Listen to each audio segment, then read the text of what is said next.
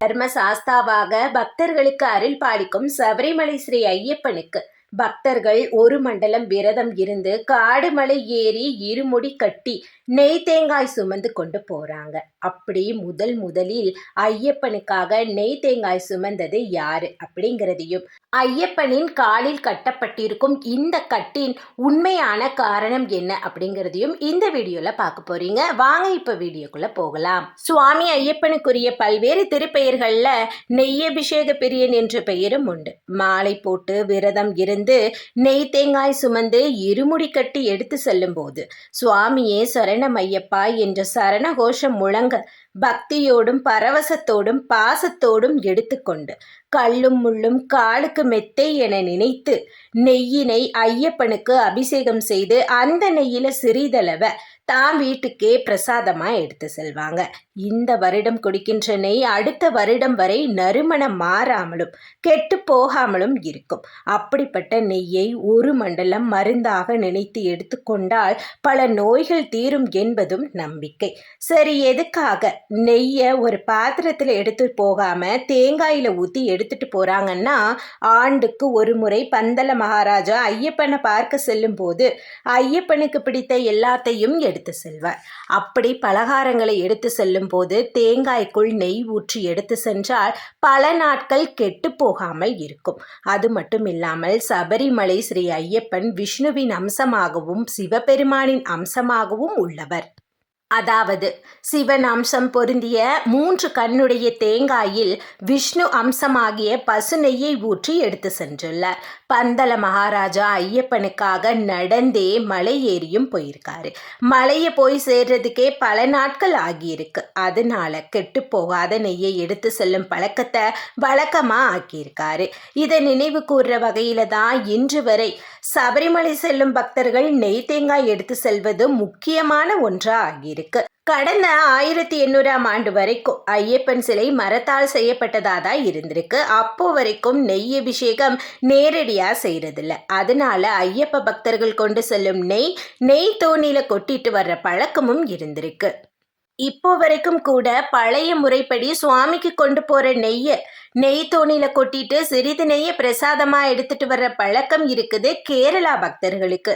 ஆனா இப்பெல்லாம் ஐயப்ப சாமிக்கு நெய் அபிஷேகம் நேரடியாகவே செய்யப்பட்டு அந்த நெய்யை பக்தர்கள் பிரசாதமா வீட்டுக்கும் எடுத்துட்டு வர்றாங்க. சபரிமலை யாத்திரை செல்லும் பக்தர்கள் இருமுடி கட்டி புறப்படுவாங்க. இதுல ஒரு முடியில் சுவாமிக்குரிய அபிஷேக நிவேதன பொருட்கள் இருக்கும், இன்னொன்றுல அவர்களுக்குரிய உணவுப் பொருட்கள் இருக்கும். மலையை நோக்கி பயணம் செல்ல செல்ல உணவுப் பொருட்கள் குறைந்து சன்னிதானம் அருகில் செல்லும் போது அவர்கள் உணவுப் பொருட்கள் முடிந்து போகும். சுவாமிக்குரிய முடி மட்டும் நிறைந்திருக்கும். இது மானிடராய் பிறந்த நாம் இறைவனை தேட ஆரம்பிக்கும் போது இறைவன் மீது உள்ள பக்தி ஒரு முடியாகவும் உலக தேவைகளாகிய லௌதீகம் ஒரு முடியாகவும் இருக்கிறது. மெஞ்ஞானம் சார்ந்த லௌதீக பற்று நீங்கி இறைவனை நெருங்கும் போது பக்தி என்ற முடியே நிறைவாக இருக்கும் என்பதுதான் இருமுடி உணர்த்தும் தத்துவம். இருமுடி முதலில் சுமந்தது யாருன்னு தெரிஞ்சுக்கலாம். பந்தல மகாராஜாவுக்கு வளர்ப்பு மகனாக மணிகண்டன் என்ற திருநாமத்துடன் வளர்ந்த சுவாமி ஐயப்பன் தனது தந்தையை பிரிந்து தன் பிறவி எடுத்த காரணத்தை கூறி சபரிமலை நோக்கி பயணம் மேற்கொள்ளும் போது அப்போ காட்டிற்குள் செல்லவிருக்கும் தன் மகனுக்கு பசிக்குமே என்பதற்காக ஒரு முடியில் ஐயப்பனுக்கு பிடித்த பண்டங்களும் உணவுப் பொருளை ஒரு முடியிலும் மற்றொரு முடிதனில் நீண்ட நாள் கெட்டு போகாத உணவுப் பொருளையும் கட்டி கொடுத்து அனுப்புவாரு பந்தல மகாராஜா. அப்படி மலைப்பயணம் மேற்கொள்ளவிருக்கிற ஐயப்பன் கிட்ட பந்தல மகாராஜா இப்படிப்பட்ட காட்டுக்குள்ள போகும்போது உங்களை பார்க்க நான் வர்றதா இருந்தா இந்த காட்டுல எப்படி வருவேன்னு கேள்வி கேட்டிருக்காரு. அதுக்கு ஸ்ரீ ஐயப்பன், நீங்க என்னை பார்க்க வர்ற அந்த ஒரு நாள் மட்டும் தவத்தில் இருக்கும் நான் கண் விழித்து உங்கள் மகனாக இருந்து என் பக்தர்களுக்கு அருள் பாலிப்பேன். நீங்க எப்பெல்லாம் என்னை பார்க்க வர்றீங்களோ அப்பெல்லாம் கருட பகவான் பந்தளத்தில் இருந்து சபரிமலை வரைக்கும் உங்களுக்கு வழிகாட்டுவாருன்னு பதிலளிச்சிருக்காரு. அப்படி ஐயப்பனை காண வரும்போதெல்லாம் பந்தல மகாராஜா ஐயப்பனின் ஆபரணங்களை எடுத்து வந்து அவருக்கு அணிவித்து அழகு பார்ப்பதை வழக்கமா வச்சுட்டு இருந்திருப்பாரு. அன்று தொடங்கி இன்று வரை மகர ஜோதி அன்று பந்தளத்திலிருந்து திருவாபரண பெட்டி புறப்படுவதில் இருந்து சன்னிதானம் வர்ற வரைக்கும் வழிகாட்டிட்டு இருக்கிறாரு கருட பகவான். இப்படிதான் ஒரு முறை பந்தல மன்னன் ஐயப்பனை காண வந்த போது தனது தந்தை என்ற மரியாதைக்காக ஐயப்பன் எழ முற்படும் போது இறைவன் தனக்கு மரியாதை கொடுப்பதற்காக எழுந்து நிற்க கூடாது அப்படிங்கிறதுனாலையும் தனது தோல்ல இருந்த அங்கவஸ்திரத்தை ஐயப்பனை தூக்கி போட்ட போது அந்த அங்கவஸ்திரம் ஐயப்பனின் காலை சுற்றி கொண்டதாகவும் கூறப்படுது. ஐயப்பனின் உருவத்தை சற்று உற்று நோக்கினால் ஐயப்பன் அமர்ந்த கோலத்தில் இருந்து சற்றே முர்ச்சிக்கும் கோலம் போன்று தோன்றும். ஆனால் வேத முறைப்படி அது கால் கட்டி இல்லை, யோக பட்டம்னு சொல்றாங்க. ஐயப்பன் யோக நிலையில் இருப்பதால் அவர் காலில் கட்டப்பட்டது யோக பட்டம்னு அழைக்கிறாங்க. இதே மாதிரி யோக பட்டத்தை யோக நரசிம்மர், யோக தட்சிணாமூர்த்தி, யோக நிலையில் அருளும் தெய்வ உருவங்களில் பார்க்க முடியும். கந்த புராணம் சாஸ்தாவை யோகேஸ்வரர் என்றுதான் அழைக்கின்றது. வீரம், கம்பீரம் போன்ற தோற்றங்களில் ஐயப்பனை அச்சங்கோவில், ஆரியங்காவில் பார்க்க முடியும். ஆனால் சபரிமலையில் யோக நிலையில் தான் காட்சி கொடுக்கிறாரு. ஏன்னா அது மகா யோக பீடம். ஐயப்பன் தவ கோலத்தில் இருக்கிறதாலையும் யோக பட்டம் கட்டப்பட்டிருக்கலாம்னு சொல்லப்படுது. இந்த நிலை ஹரிவராசனம் என்றும் அழைக்கப்படுது. அதாவது 2 கால்களும் பின்புறத்தில் நிலத்தில் அழுத்தி இருக்க முதுகெலும்பை நேராக நிறுத்தி அமர்ந்து இருக்காரு. சுவாமி ஐயப்பன் இந்த யோக நிலையில் உடலை நிறுத்துவதற்கே யோக பட்டம் பயன்படுத்தப்படுது. பொதுவாக ஐயப்ப பக்தர்கள் கருப்பு நிறத்தில் தான் உடை அணிவதுண்டு. இது அந்த காலத்தில் இருந்தே பழக்கமாகவும் இருந்து வந்துள்ளது. இப்பொழுது உண்மை நிகழ்வொன்றை காணலாம். 1983 சபரிமலையில் ஜெர்மனியை சேர்ந்த 72 வயதான தாவரவியல் அறிவியலாளர் ஒருவர் இருமுடி ஏதும் இல்லாமல் கையில் கேமராவோட சுற்றி திரிஞ்சு வந்திருக்காரு.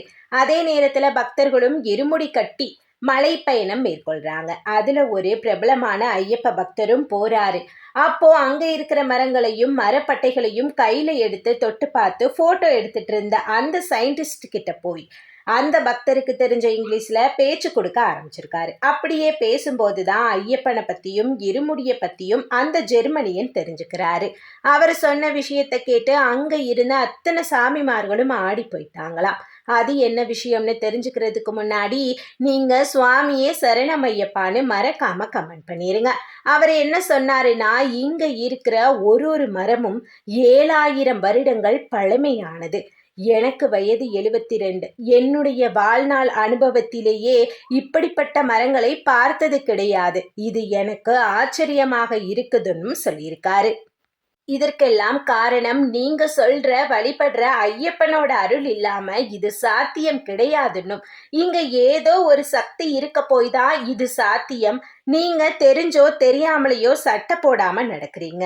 இது மூலமா இந்த மரங்கள் மூலமா கிடைக்கக்கூடிய ஆற்றலை உங்க உடம்பு உங்களையே அறியாம எடுத்துக்கிட்டு இருக்கும். நல்ல விதமான ஆற்றல்கள் உங்க உடம்பு பெறும்னு சொல்லியிருக்காரு. அது வரைக்கும் சட்டை அணிந்திருந்த அந்த பிரபல ஐயப்ப பக்தர் இன்று வரை தானும் தன்னை சார்ந்த சாமிமார்களும் சட்டை அணிய வேண்டாம்னு அறிவுறுத்தி வர்றாராம். அவர் வேற யாரும் இல்லைங்க, பாடகர் வீரமணி ராஜு அவர்கள்தான்.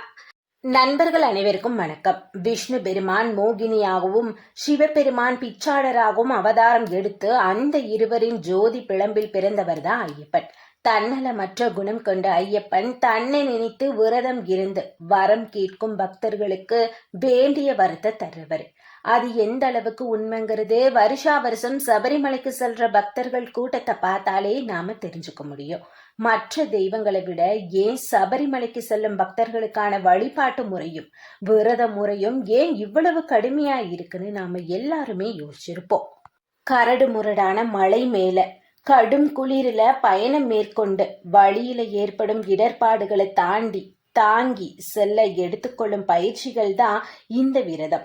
ஒரு மனிதன் தன்னைத்தானே சுய ஒழுக்கப்படுத்தி சுத்தப்படுத்தி உடல் மட்டுமல்லாது மனமும் சேர்ந்து சுத்தமாக்கி கொள்ளும் கால விரதத்தை தான் ஐயப்பனுக்கு கடைபிடிக்கிறாங்க. ஆரம்ப காலகட்டத்துல 60 நாட்கள் விரதம் இருந்திருக்காங்க. கடுமையா இருந்ததுனால இந்த விரதத்தை 48 நாள் ஒரு மண்டலமா கருதி விரதம் பின்பற்றி வந்திருக்காங்க. ஆனா இப்போல்லாம் மாலை போட்ட பக்தர்கள் அவங்க சௌரியத்துக்கு மாதிரி நாட்களை குறைச்சிடுறாங்க. கார்த்திகை 1ஆம் தேதி விரதம் இருக்கிற பக்தர்கள் மாலை போட ஆரம்பிச்சிடுறாங்க. அது ஏன்னா சபரிமலை ஏறக்கூடிய மாதம் மார்கழி தை. இந்த மாதங்கள்ல கடும் குளிரை தாங்கி மலை ஏறணும் அப்படிங்கிறதுனால கார்த்திகை 1ஆம் தேதியே மாலை போட்டு எளிமை வாழ்க்கையை பின்பற்றி கடுமையான குளிரையும் பொருட்படுத்தாம சுடுதண்ணீர் இல்லாத நீரில் காலை மாலை என இருவேளை குளித்து ஐயப்பன் போட்டோவுக்கு தினமும் மாலையிட்டு 108 தடவை ஐயப்ப சரணத்தை சொல்லணுமா. அதன் பிறகுதான் உணவருந்தணும்னு சொல்றாங்க. பக்தர்கள் அணியும் மாலை துளசி மாலையா தான் இருக்கணும். ஏன்னா துளசி மாலை விஷ்ணுவின் அம்சம். விஷ்ணு அவதாரம் தான் சாந்த சொரூபினியான அவதாரம். அது போலவே துளசி மாலை அணிவதால் பக்தர்களின் எண்ணமும் சாந்தம் கொண்டவர்களாக இருப்பாங்கங்கிறது ஐதீகம். ஆனா இது தெரிஞ்சுக்காம நிறைய பக்தர்கள் ருத்ராஜம், தாமர விதை, மேலும் போலியான துளசி மாலைகளை அணிஞ்சுக்கிறாங்க. துளசி மாலையின் அறிவியல் ரீதியா இதை அணியும் போது உடலில் ஆரோக்கியம் ஏற்படும், சுவாச கோளாறுகள் நீங்கும். பொதுவாக மலை பயணத்தின் போது உடல் மற்றும் சுவாசத்தில் எந்த பிரச்சனையும் இருக்கக்கூடாதுங்கிறதாலையும் ரொம்ப கவனமா இருக்கணும். சரி, எதற்காக இந்த மாலையெல்லாம் அணியணும்னு சொல்றாங்கன்னா, கலியுகத்தை விட்டு ஐயப்பனை அனுப்பி வைக்கும் போது ஐயப்பனின் கழுத்தில் விலை உயர்ந்த மணி மாலையை அனுப்பிச்சிருக்காங்க. இதன் அடிப்படையில் மணிகண்டன் என்ற பெயர் விளங்கியிருக்கு. ஐயப்பனை வழிபட வர பக்தர்கள் இந்த மாதிரி மாலை அணிந்து வரும்போது அவர்களும் மணிகண்டனாக ஐயப்பனின் அம்சமாகவே பார்க்கப்படணும் என்ற காரணத்தால்தான் மாலை போட்டுக்கிறாங்களா. ஐயப்பனின் முத்திரை பதித்த மாலையை தனக்குத்தானே அணிஞ்சுக்காம குருமார்களின் கையால தான் நீங்க போட்டுக்கணும். சரியான குருமார்கள் கிடைக்கலன்னா கூட ஐயப்பன் கோவில் அர்ச்சகர் கையால போட்டுக்கலாம். மாலை போட்ட அன்றிலிருந்தே குளிர்ந்த நீர்ல தான் குளிக்கணுங்கிறது எதுக்குன்னா, ஐயப்ப பக்தர்கள் அனைவரும் பம்பையில குளிச்சுட்டு தான் சாமி தரிசனம் செய்வாங்க. பம்பை ஆறு மிகவும் குளிர்ச்சி நிறைஞ்சதுங்கிறதால அது நம்ம உடம்பை ஏத்துக்கணும் அப்படின்னா குளிர்ந்த நீரிலேயே குளிர்ச்சி பயிற்சி எடுத்துக்கணுமா. மாலையிடும் பக்தர்கள் கருப்பு, நீலம் அல்லது காவி நிறத்துல உடை அணிஞ்சிருக்கணும். ஏன்னா கருப்பு என்பது சனீஸ்வரனையும், நீலம் என்பது சாஸ்தாவையும், காவி நிறம் என்பது ஈஸ்வரனையும் குறிக்குதாம். சபரிமலை முழுவதுமே ஐயப்பனின் அம்சமா கருதப்படுறதால செருப்பு போட்டுக்கிட்டு மலை மேல ஏற முடியாது. அப்படின்னா செங்குத்து மலைகளில் ஏற்ற இறக்கம், பள்ளம், மேடு, வேர்கள், கரடு முரடு, கற்குவியல்கள் என வெறும் காலில் நடந்து செல்லணும்னா 48 நாட்கள் வெறும் காலோட நடந்து பழகிக்கணுங்கிறதாலையும் தான் செருப்பு அணியக்கூடாதுன்னு சொல்றாங்க. மேலும் பக்தர்கள் தலையிலோ உடம்பிலோ எண்ணெய் தேய்த்து கொள்ளக்கூடாது. ஏனென்றால் எண்ணெய் தேய்ச்சி குளிக்கும் போது நரம்புகள் பலவீனமாகி உடல் சோர்வாகி தூக்கம் ஏற்படும். இது மலைப்பயணம் போறவங்களுக்கு ஆரோக்கியத்துக்கு நல்லதில்லை. அது மாதிரி மாலை அணிந்தவர்களும் மாலை அணிஞ்சவங்க வீட்டில் உள்ளவங்களும் பிறப்பு, இறப்பு, பூப்புனித வீடுகளுக்கு செல்லக்கூடாது. மற்ற விரதம் மாதிரி ஒருவேளை சாப்பாடு அப்படின்ட்டு இல்லாம 3 வேளையும் ஆரோக்கியமான சைவ உணவுகளை நீங்க சாப்பிட்டுக்கலாம். மேலும் மது, சிகரெட்டு இது மாதிரியான பழக்கங்களை முற்றிலுமா தவிர்க்கணும். ஏன்னா எந்த ஒரு விஷயமுமே தொடர்ந்து 48 நாட்கள் செய்யும் போது அதுவே பழக்கமாகிடும்னு சொல்றாங்க. அதனால மது, சிகரெட் பழக்கத்தை மொத்தமா கைவிடுறது இது ஒரு நல்ல வாய்ப்பா பயன்படுத்திக்கலாம். பெண்கள் பூஜை அறைக்கு செல்ல முடியாத நிலை, மாதவிடாய் காலங்கள்ல மாலை போட்ட ஐயப்ப பக்தர்களுக்கு சமைக்கவும் கூடாது, அவங்கள பார்க்கவும் கூடாதுன்னு சொல்லப்படுது. இது மாதிரியான நேரங்கள்ல ஆண்கள் கோவில் போன்ற வெளியிடங்கள்ல தங்கிக்கலாம். மேலும் நீங்க சாமி தரிசனம் செல்வதற்கு முன்னாடி குறைஞ்சது ஒரு 11 சாமிமார்களுக்காவது உங்க வீட்டுக்கு அழைச்சி அவங்களுக்கு அன்னதானம் வழங்குங்க. இதுதான் அந்த அன்னதான பிரபுவுக்கு நீங்க செய்யற தர்மம். அப்படி செய்யறனால நீங்க மாலை போட்ட பலனை அடுத்த வருடமே பார்க்க முடியும்னு சொல்றாங்க. சபரிமலையின் விரத முறை பல முக்கியமான நுட்பங்களையும் தத்துவங்களையும் கொண்டது. இதுல இப்படித்தான் செய்யணும் அப்படிங்கிற முறைய முன்னோடி குருமார்கள் சொன்னபடிதான் இப்ப வரைக்கும் கடைபிடிச்சிட்டு வர்றாங்க. அதுல ஒரு தத்துவம் தான் அன்னதான தத்துவம். குறிப்பா அன்னதானம்ங்கிறது மாலையிட்டு முதல் முறையா போற சாமிமார்களை தான் கன்னி சாமிகள்னு சொல்லுவாங்க. அந்த கன்னி சாமிகள் தான் கன்னி பூஜை நடத்தணும், அந்த பூஜையில அன்னதானம் இடணுங்கிறது சிறப்பான விஷயம்.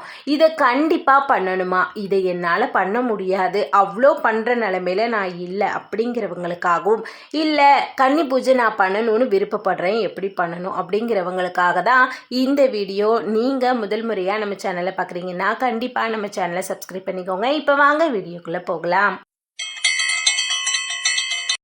சபரிமலைக்கு முதலில் வரும் கன்னிசாமி தன்னுடன் பயணம் மேற்கொள்ளும் சாமிமார்களுக்கோ அல்லது 10 ஏழைகளுக்கோ அன்னதானம் செய்யணும்.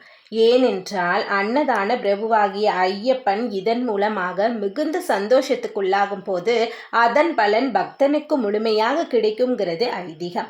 ஐயப்பனின் பெயரால் முடியாதவர்களுக்கும் சாமிமார்களுக்கும் அன்னதானம் பண்றதுனால மட்டும்தான் பலன் கிடைக்குமா, இல்லைன்னா பலன் இல்லையா அப்படிங்கிறதெல்லாம் இல்லைங்க. அதுக்காக நீ 100 பேருக்கு அன்னதானம் பண்ணணும், ஐயப்ப சாமி எல்லாரையுமே கூப்பிட்டுட்டு வந்து ஆடம்பரமாக தான் பண்ணணுங்கிற அவசியமோ கட்டாயமோ இல்லை. பண்ணக்கூடாதுங்கிறதும் இல்லை. பண்ண விருப்பமும் தகுதியும் இருக்கிறவங்க எவ்வளோ முடியுமோ அவ்வளோ பண்ணலாம். அதாவது உங்கள் சக்திக்கு தகுந்த அளவுக்கு தான் பண்ணணுங்கிறது தான் முக்கியம். கடன் வாங்கியோ கஷ்டப்பட்டோ பண்ணக்கூடாதுங்கிறத ஞாபகத்தில் வச்சுக்கோங்க. உதாரணமாக எங்கள் வீட்டில் கன்னி பூஜை செஞ்சு கொடுத்த குருசாமி சொன்ன ஒரு சிறிய சம்பவத்தை பதிவிடுறேன். அது என்னன்னா, ஒரு வயதான அம்மா குருசாமி கிட்ட வந்து, சாமி, என் பையன் முதல் வருஷம் மாலை போட்டிருக்கான், எல்லாரும் கன்னி பூஜை நடத்தணும்னு சொல்கிறாங்க. நானும் ஒரு கன்னி பூஜையில் கலந்துக்கிட்டேன். அதை பார்த்ததுல இருந்து, ஐயப்பா, என் பையனுக்கும் நான் கன்னி பூஜை நடத்த முடிகிற நிலைமையில நான் இல்லையே, ஆனால் நடத்தி தானே ஆகணும், நான் என்ன பண்ணுறதுன்னு வேண்டியிருக்காங்க. கண்ணீர் விட்டு இதை குருசாமி கிட்டேயும் சொல்லியிருக்காங்க. அதுக்கு அந்த குருசாமி, கவலைப்படாதீங்கம்மா, 100 பேரை கூப்பிட்டு சாப்பாடு போட்டு ஸ்பீக்கர் கட்டி பந்தல் கால் நட்டு மாலை தோரணம்லாம் பண்ணி தான் கன்னி பூஜை பண்ணணுங்கிறது கிடையாது. அது முடிஞ்சவங்க ஒரு பக்கம் பண்ணட்டும் அப்படின்னு சொல்லி அந்த அம்மா கிட்ட ஒரு லிஸ்ட்டை கொடுத்துருக்காரு. அந்த லிஸ்ட்டில் 5 வாழைப்பழம், 5 அச்சு வெல்லம், ஒரு 1/4 கிலோ உதிரிப்பூ, ஊதுபத்தி, வெத்தலைப்பாக்கு, கற்பூரம் மட்டும் வாங்கி வைங்க, நாளைக்கு வர்றேன்னு குருசாமியும் சொல்லியிருக்காரு. மறுநாள் அந்த அம்மா வீட்டுக்கு 2-3 சாமிகளை மட்டும் கூப்பிட்டுட்டு போய் ஐயப்பன் பாட்டுகளை படித்து வந்திருந்த சாமிமார்கள்கிட்ட ஒரு பழமும் ஒரு சின்ன துண்டு வெல்லமும் கையில் கொடுத்துக்கிட்டு, அம்மா, உங்கள் ஐயப்பனோட ஐயப்பன் பூஜை கன்னி பூஜை சிறப்பாக முடிஞ்சுது, கன்னி சாமியையும் அந்த குடும்பத்தாரையும் மனதார வாழ்த்திட்டு ஒரு 11 ரூபாய் மட்டும் தட்சணையாக கொடுங்கன்னு வாங்கிட்டு வந்ததாகவும் சொன்னார். இது இந்த குருசாமி மட்டும் இல்லைங்க, ஐயப்பன் சொல்கிறதும் அதுதான். அன்னதான பிரியனாகிய ஐயப்பன் உன்னால இயன்ற அளவு தானத்தை மட்டும் பண்ணுங்கிறது தான் கோட்பாடை தவிர, கடன் வாங்கியோ அல்லது மனைவிமார்களின் நகைகளை அடமானம் வச்சோ பண்ணுறதால இறைவனுக்கும் அது பிடிக்காத செயல்தான். இது கன்னி பூஜைக்கு மட்டும் இல்லைங்க, இருமுடி கட்டு கோயிலுக்கு போகிற செலவிற்குமே அதே தப்பை பண்ணக்கூடாதுங்க. அதுக்கு பதிலாக மாதம் ஒரு முறை ஒரு சிறு தொகையை எடுத்து பணம் சேர்த்து வச்சிருந்தீங்க அப்படின்னா அது மலைப்பயணம் செல்லும் போது சிரமமும் சங்கடமும் மன கஷ்டமும் பண கஷ்டமும் இல்லாமல் ஐயப்பனை நீங்கள் கண்டு வரலாம். சரி, இப்போ சில பேர் கன்னி பூஜை நடத்தி ஒரு 50 அல்லது 100 பேருக்கு சாப்பாடு போடணும்னு ஆசைப்படுறேன், நான் என்ன பண்ணணும்னா, நீங்கள் சபரிமலை போகிறதுக்கு ஏதாவது ஒரு குழு மூலமாக தான் போகணும்னு இருப்பீங்க. அந்த குழுவிலேயே குருசாமி கண்டிப்பா இருப்பாங்க. அந்த குருசாமியை உங்க கன்னி பூஜையோட குருநாதரா ஏத்துக்கிட்டு அவங்க கிட்டேயே கன்னி பூஜையை நடத்தி கொடுங்கன்னு கேட்கலாம். அப்படி இல்லை, அவங்க எல்லாம் ரொம்ப தொலைவில் இருக்காங்கன்னா உங்க வீட்டு பக்கத்துல உள்ள குருசாமியோ அல்லது உங்கள் நண்பர்கள் யார் மூலமாவோ தெரிஞ்சவ ஏதோ ஒரு குருசாமியை கன்னி பூஜை நடத்த சொல்லி விவரத்தை நீங்கள் கேட்கும்போது அவங்க ஒரு லிஸ்ட் கொடுப்பாங்க. அந்த லிஸ்ட்டில் உள்ள பொருட்களை உங்களால் எவ்வளவு வாங்க முடியுமோ அதை வாங்கிக்கோங்க. எந்த ஒரு குருசாமியுமே இதைத்தான் வாங்கணும் இவ்வளோதான் வாங்கணும்னு கட்டாயப்படுத்த மாட்டாங்க. அதாவது 1 லிட்டரு நெய் எழுதியிருக்காங்கன்னா 1/2 லிட்டரு நெய், 1/2 கிலோ பூன்னா 1/4 கிலோ பூவுன்னு உங்களால் முடிஞ்சதை வாங்கி வச்சுக்கலாம். ஆனால் நான் இந்த பொருளை இவ்வளோ அளவு தான் வாங்கியிருக்கேங்கிற தகவலை மட்டும் குருசாமி கிட்ட முன்கூட்டியே சொல்லிடுங்க. பூஜையில் உங்கள் வீட்டு ஐயப்ப ஃபோட்டோவாகவும் இருக்கலாம், இல்லைன்னா சில சாமிமார்கள் ஐயப்பன் சிலையையோ அல்லது புகைப்படத்தையோ கூடவே எடுத்துகிட்டு வருவாங்க. அதன் பிறகு அன்னதானம் என்பது உங்களால் இயன்றது, அது இந்த சாப்பாடாக தான் இருக்கணும் அந்த சாப்பாடாக தான் இருக்கணுங்கிற எந்த அவசியமும் இல்லைங்க. உங்கள் வீட்டுக்கு வர்ற ஐயப்ப சாமிமார்களுக்கு முதல்ல பாத பூஜை பண்ணி வீட்டுக்குள்ளே கூப்பிட்டு வந்து தண்ணீரோ இல்லை டீ காஃபியோ கொடுத்துருங்க. அதன் பிறகு சாமிமார்கள் கன்னி பூஜைக்கான வேலை அனைத்தையும் பார்த்து பூஜையை சிறப்பாக முடிச்சு கொடுத்துருவாங்க. உங்கள் குடும்பத்தில் இருக்கிற அத்தனை பேரும் மனதார ஐயப்பனை வணங்கி குருசாமிக்கு உங்களால் முடிஞ்ச தட்சணையை வெற்றிலை பாக்கோட வச்சு கொடுங்க. பூஜையில் பஞ்சாமிர்தமும் பானகமும் ஐயப்பனுக்கு முக்கியமாக செஞ்சு வச்சிருங்க. நீங்கள் முதல் வருடம் மாலை போட்டு கன்னி பூஜை நடத்த போகிற சாமிமாராக இருந்தீங்கன்னா உங்களுக்கு இந்த வீடியோ பயனுள்ளதாக இருக்கும்னு நம்புகிறேன்.